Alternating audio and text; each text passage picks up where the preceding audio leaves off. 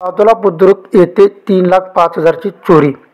अक्कलकोट तालुक्यातील बादोली बुद्रुक येथे 27 ऑक्टोबर 2025 रोजी रात्री 10 वाजता ते 28 ऑक्टोबर 2025 रोजी पहाटे 4 वाजण्याच्या दरम्यान घरामध्ये उघड्या जिन्यावरून प्रवेश करून बेडरूममधील लोखंडी कपाटाचे लॉकरमध्ये ठेवलेले लॉकरमधील 3,05,000 रुपये किमतीचे सोन्याचे दागिने, रोख रक्कम व मोबाईल असा ऐवज चोरून नेला आहे.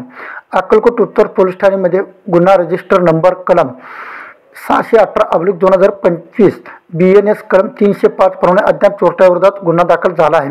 फिर्याद राजकुमार राम सलगरे वय 43, व्यवसाय शेती, राहणारा बादोली बुद्रुक यांनी पोलिसात दिली आहे.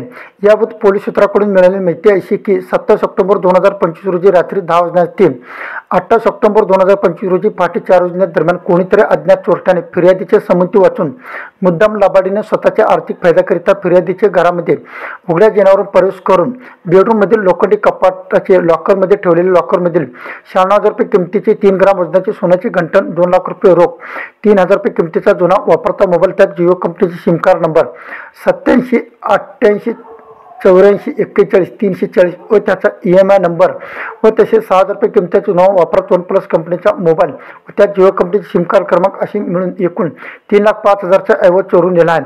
या घटनेची अधिक तपास पोलीस उपनिरीक्षक पांडुरंग पवार हे करत आहेत.